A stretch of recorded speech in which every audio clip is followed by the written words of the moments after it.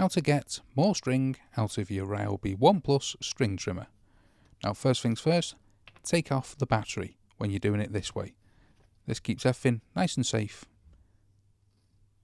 and no accidental triggers. So flip it over like this and spin the spool till you see this button here. Now this releases the string.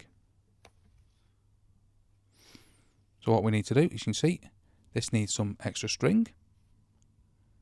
Come to the button and just press it, and this should release some string.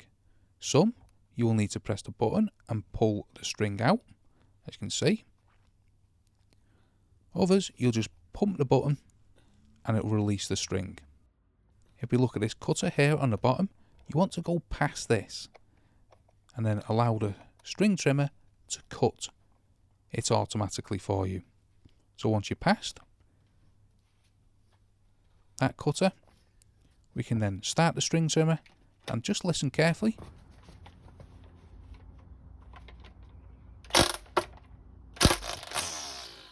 Did you hear that clicking? That's the string being cut by the cutter, as you can see when we flip it back over, and it's cut perfectly, ready to use.